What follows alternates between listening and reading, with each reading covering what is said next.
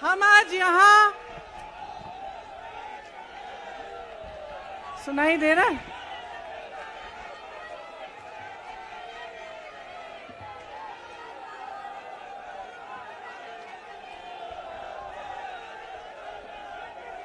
सुनिए,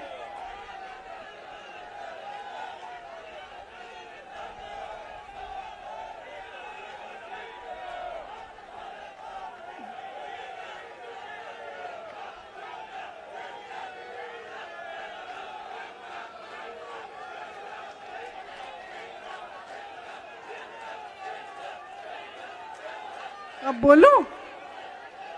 इजाजत है? मेरे यूपी के भाइयों, बोलने दो। देखिए, यहां पे बैठे हुए मेरे मन में एक पुरानी बात आई। 32 साल पुरानी बात है। मई 1991 की बात है। मेरे पिता की शव यात्रा तीन मूर्ति भवन से निकल रही थी। अपनी मां के साथ और अपने भाई के साथ हम एक गाड़ी में बैठे थे। सामने भारतीय सेना की एक ट्रक थी, फूलों से लदी हुई थी। उसके ऊपर मेरे पिताजी का शव था। थोड़ी देर काफिला चला, 5-10 मिनट चला। फिर राहुल कहने लगे मैं उतरना चाहता हूं। तो मां ने मना किया। उस समय सुरक्षा का भी बहुत वो था। तो मां ने कहा नहीं, तुम उतर नहीं सकते। राहुल ने जिद की, नहीं मैं उतरूंगा। मैंने मां से कहा मां उतरने दो। राहुल गाड़ी से उतरा। उस सेना की ट्रक के पीछे खड़ा होके चलने लगा और तीन मूर्ति से लेके कड़ी धूप में अपने पिता के जनाजे के पीछे पीछे पैदल चलते चलते चलते चलते यहां पहुंचा। इस जगह से कुछ 400-500 गज दूर यहां पर मेरे शहीद पिता के अंतिम संस्कार मेरे भाई ने किए।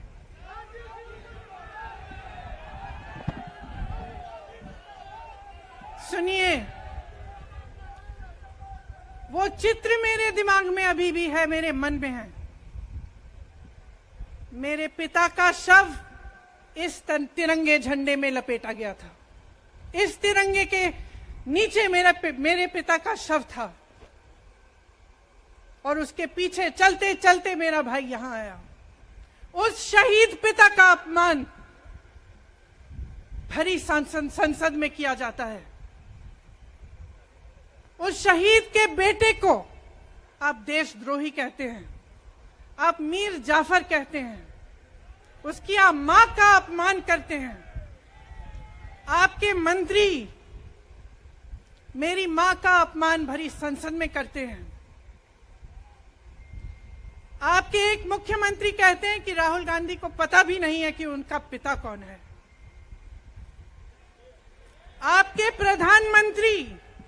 आपके प्रधानमंत्री भरी संसद में खड़े होकर कहते हैं कि ये परिवार नेहरू नाम को इस्तेमाल क्यों नहीं करता। पूरे परिवार का अपमान करते हैं।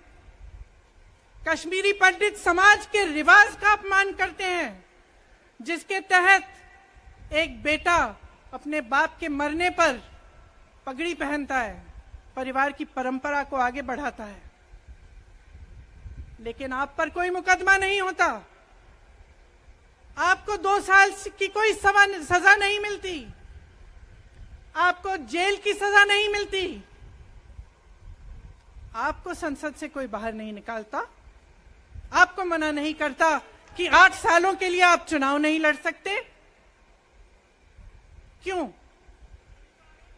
मैं पूछना चाहती हूं क्यों? आज तक हम चुप रहे हैं।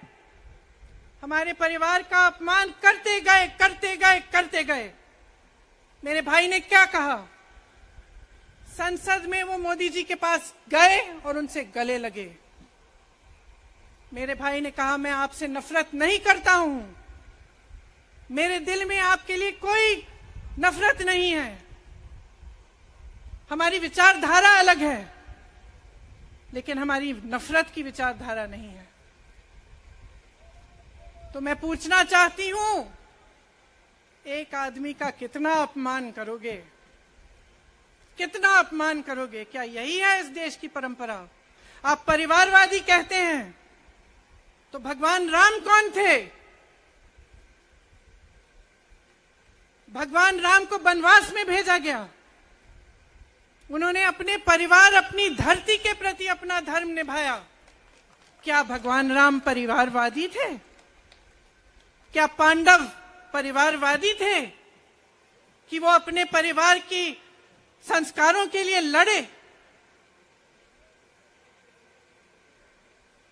और हमें क्या शर्म आनी चाहिए कि हमारे परिवार के सदस्य शहीद हुए इस देश के लिए, कि इस झंडे में उनका खून है, इस धरती में उनका खून है, इस देश के लोकतंत्र को मेरे परिवार के खून ने सींचा है। और जो सोचता है कि हमें अपमानित करके हमें डराएंगे, हमें धमकाएंगे, जो सोचता है कि तमाम एजेंसियों को लगाकर हम पे छापे मारकर हमसे कुछ भी कर ले, हमको हमें डराएंगे, वो गलत सोचते हैं। हम डरने वाले नहीं हैं। हम और मजबूती से लड़ेंगे। हम इस देश के लोकतंत्र के लिए कुछ भी करने के लिए तैयार हैं। इस देश के लोकतंत्र को, इसकी नींव कांग्रेस पार्टी के महान महापुरुषों ने डाली है। कांग्रेस पार्टी लड़ी इस देश की आजादी के लिए, और आज भी इस देश की आजादी के लिए ही लड़ रही है। कभी कभी मैं सोचती हूं, मुझे समझ में नहीं आता कि पब्लिक क्या सोच रही है। क्या देख नहीं रही है क्या हो रहा है? क्या आपको दिख नहीं रहा है कि आपकी सारी संपत्ति लूटी जा रही है, एक आदमी को दी जा रही है, गिने चुने उद्योगपतियों को सब कुछ दिया जा रहा है? किसकी संपत्ति है? ये राहुल गांधी की संपत्ति है, ये आपकी संपत्ति है। ये पीएसयू किसके हैं? किसके लिए बनाए गए? आपके लिए बनाए गए, जो ऐसे एक के बाद एक इनको बेचे जा रहे हैं, दिए जा रहे हैं। इसी से तो आपका रोजगार आता है। छोटे उद्योगों से, छोटे व्यापारियों से आपका रोजगार आता है, किसी बड़े अडानी से नहीं आता। रोजगार नहीं देते, छीनते हैं आपका रोजगार। तो आप समझ क्यों नहीं पा रहे हैं? आप गैस के सिलेंडर के लिए 1000 रुपए दे रहे हैं, और यहां आपकी सारी संपत्ति किसी को सौंपी जा रही है। राहुल गांधी जी ने क्या कहा? अरे कौन सा इतना बड़ा जुल्म कर लिया कि आपसे 2 सवाल पूछ लिए, जवाब नहीं दे पाए ना, घबरा गए। और जो अहंकारी होते हैं, तानाशाह होते हैं, क्या करते हैं? जब सवालों का जवाब नहीं दे पाते तो पूरी सत्ता को लेकर जनता को दबाने की कोशिश करते हैं। जो सवाल उठाता है उसको दबाने की कोशिश करते हैं। आपने कभी सोचा है, आंखें खोलिए, आपने कभी सोचा है कि ये पूरी सरकार, ये सारे मंत्री, ये सारे सांसद एक आदमी को बचाने की क्यों इतनी कोशिश कर रहे हैं? इस अडानी में है क्या कि इसको आप सारी संपत्ति दे रहे हो देश की? 20 हजारों करोड़ शेल कंपनियों में इनके हैं, और आप इन पे इंक्वायरी नहीं कर सकते। ये अडानी है कौन कि आप सब उनका नाम उठते ही बौखला जाते हैं और उनको बचाने में लग जाते हैं?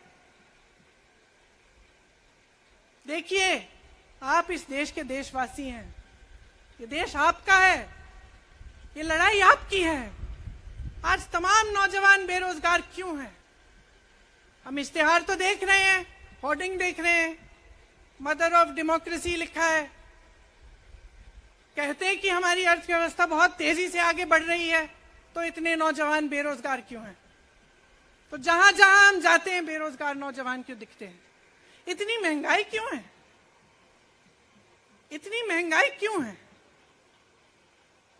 क्या आप इतने बड़े काम कर सकते हो लेकिन एक गैस सिलेंडर का दाम कम नहीं कर सकते? आप छोटे व्यापारियों की मदद नहीं कर सकते? आप रोजगार नहीं बनवा सकते? तो फिर आपकी सरकार किस काम की है? लोगों को दबाने के लिए है या अडानी जी को आगे बढ़ाने के लिए है? तो आज ये समय आ गया है कि हमें गंभीरता से सोचना पड़ेगा। ये सरकार पूरी कोशिश करती है कि आपका ध्यान भटकाया जाए। अब आप सोचिए, कन्याकुमारी से कश्मीर तक एक आदमी चला, उसके साथ लाखों लोग चले। क्या पैगाम लेके चला? किस लिए चला? उसके दिल में क्या भावना थी कि लाखों लोग देश भर से उससे जुड़ के चले? समता, एकता की भावना थी। आज आपके सारी मीडिया, आपके सारे मंत्री, आपके सारे सांसद, आपके सारे कार्यकर्ता कह रहे हैं कि राहुल जी ने विदेश जाकर देश का अपमान किया, राहुल जी ने एक वर्ग का अपमान किया। क्या एक आदमी जो कन्याकुमारी से लेकर 5000 किलोमीटर कश्मीर तक चल के ये रोज रोज कहता है कि इस देश को एक होना चाहिए, सबको समान दृष्टि से देखना चाहिए, क्या ये आदमी देश का अपमान कर सकता है? क्या ये आदमी एक वर्ग का अपमान कर सकता है? तो ये आदमी क्या कर रहा है? ये आपकी आवाज उठा रहा है। ये क्या कह रहा है? कह रहा है कि गरीबों को अपना हक दो, नौजवानों को अपना हक दो, महिलाओं को अपना हक दो। यही तो कह रहा है। और हक क्या है? हक ये है कि जो आपका है वो आपके हाथों में जाना चाहिए, किसी बड़े उद्योगपति के हाथ में नहीं, जो प्रधानमंत्री जी के मित्र हैं। ये है आपका हक। उसी हक की लड़ाई लड़ रहा है। तो आप समझिए, ये एक इंसान की बात नहीं है, ये एक राहुल गांधी की बात नहीं है, ये पूरे देश की बात है। जब हम कहते हैं लोकतंत्र को बचाना है, तो हम किस बात की को बचाने की कह रहे हैं? क्या कह रहे हैं हम? लोकतंत्र क्या होता है? खुल के जवाब मांगो, सवाल उठाओ। यही तो लोकतंत्र है कि आपको कोई आपत्ति है, कोई समस्या है, आप किसी के पास जाकर अपना हक मांग सकते हैं। आप कह सकते हैं, भाई हमारे लिए ये क्यों नहीं किया? इतनी महंगाई क्यों है? हमारे लिए रोजगार क्यों नहीं बनाए? लेकिन आज यही हक आपसे छीना जा रहा है और आपका ध्यान इधर उधर भटकाया जाता है और इतनी चीजों को फैलाया जाता है जो सच नहीं है, झूठों को फैलाया जाता है। आप सोचिए, राहुल गांधी दुनिया के सबसे बड़े जो शिक्षा के संस्थान है वहां से पढ़ के आए हैं। हार्वर्ड और कैम्ब्रिज की उनकी डिग्री है। कैम्ब्रिज से उन्होंने इकोनॉमिक्स में मास्टर्स डिग्री, एमफिल डिग्री उनको मिली। आप उसको पप्पू बनाते हैं। पूरे देश भर में आपकी सहायता के साथ मेरे मीडिया के दोस्तों, डिग्री आपने देखी नहीं, सच्चाई आपने देखा नहीं, उनको पप्पू बना दिया। फिर पता चला कि ये पप्पू तो यात्रा में निकल आया और पता चला कि ये तो पप्पू है ही नहीं। इसके साथ तो लाखों लोग चल रहे हैं। ये ईमानदार भी है, ये सब बातों को समझता भी है, ये जनता के बीच जा रहा है, जनता की समस्याओं को सुन रहा है, तो जनता इसके साथ चली जा रही है। तो घबरा गए कि राहुल गांधी ने संसद में वो सवाल उठाए जिनका उनके पास जवाब नहीं है।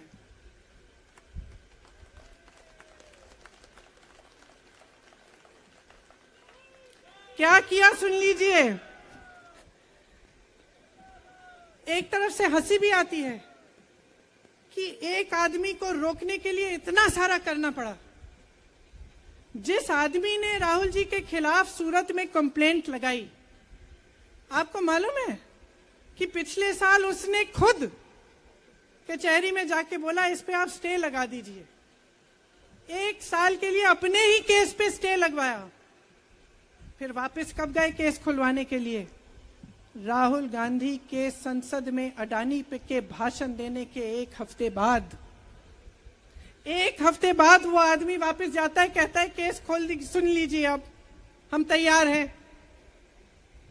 1 महीने के अंदर अंदर जज कह देते हैं कि राहुल गांधी को 2 साल की सजा मिलेगी।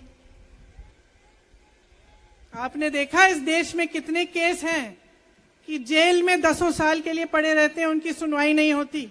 ये तो सुनवाई भी फट से हो गई, जजमेंट भी फट से हो गई, सजा भी फट से हो गई। और आपने कह दिया अगले दिन कि 8 सालों के लिए ये चुनाव नहीं लड़ सकते, संसद से बाहर कर देंगे इनको। वाह वाह वाह वाह वाह वाह, बहुत धैर्य है आप में। अरे कायर हैं, कायर है इस देश का प्रधानमंत्री। लगा दो केस मुझ पर, लगा दो केस मुझ पर, जेल ले जाओ मुझे भी, लेकिन सच्चाई ये है कि इस देश का प्रधानमंत्री कायर है।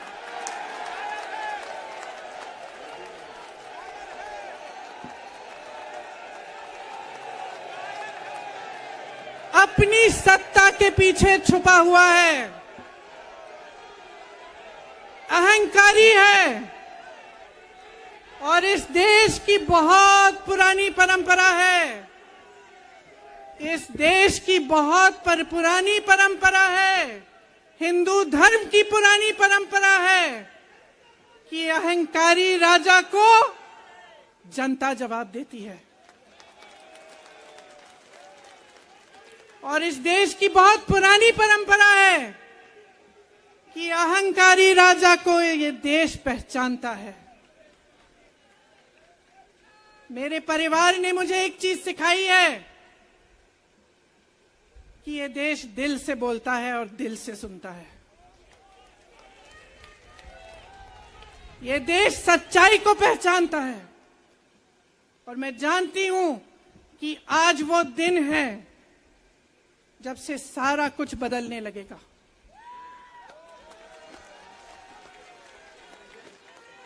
मेरे मीडिया के साथियों, मैं आपसे कहना चाहती हूं, बहुत हो गया है, बहुत हो गया है।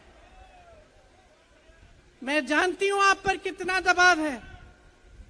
मैं जानती हूं कि आपको लाइन भेजी जाती है कि आज आपको ये कहना है, आज आपको ये लिखना है।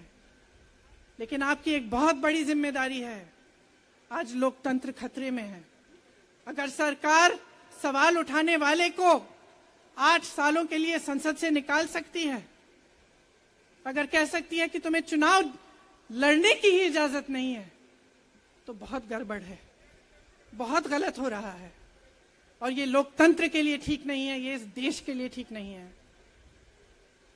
जब आप पत्रकार बने, शुरू में जब आप काम के लिए आए, तो आपके दिल में भी ये होगी बात कि देश के लिए मैं सच्चाई बोलूंगा, मैं सच्चाई बोलूंगी। आज आप बोल नहीं पा रहे हैं, हिम्मत करिए, खड़े हो जाइए आप भी। और जैसे खड़गे जी ने कहा कि तमाम पार्टियों ने आज अपनी आवाज उठाई है, उनका हम सब धन्यवाद देते हैं। और हम सबको एक होना पड़ेगा। इसलिए होना पड़ेगा क्योंकि आज ये देश खतरे में है। आज इस देश की सारी संपत्ति एक आदमी को सौंपी जा रही है और उस आदमी को बचाने के लिए पूरी सरकार खड़ी हो जाती है। बहुत गलत हो रहा है। अगर आज मेरे भाइयों और बहनों आप इसको पहचान नहीं पाएंगे तो इस देश को बहुत खतरे में डाल देंगे। इसीलिए यहां खड़े हुए महात्मा गांधी जी की समाधि के कुछ ही गज दूर खड़े हुए मैं आपको याद दिलाती हूं कि कितनों ने इस देश के लिए अपना खून बहाया है, कितनों ने इस देश की धरती, इस देश की आजादी के लिए अपना खून बहाया है। ये अफसर हैं यहाँ तैनात खड़े हैं, इसी तरह से इनके भाई सरहद पे खड़े होते हैं हमारे लिए, आज भी अपना खून बहा रहे हैं। क्या इसके लिए? क्या अडानी जी के लिए? कि अपने देश के किसान के लिए, अपने देश के गरीब के लिए, अपने देश के छोटे व्यापारियों के लिए, महिलाओं के लिए, अपने बच्चों के भविष्य के लिए हम सब अपनी जान देने के लिए तैयार हैं। तो मैं आपसे आग्रह करती हूं, मेरे देशवासियों, आंखें खोल लो, समय आ गया है, डरो मत। राहुल गांधी के शब्दों में डरो मत, इनका सामना करने का समय आ गया है। एकजुट हो जाओ, सामना करो, इस देश की सच्चाई को उभारो, इस देश की एकता को बनाए रखो और इस देश को आगे बढ़ाओ। जय हिंद, जय हिंद।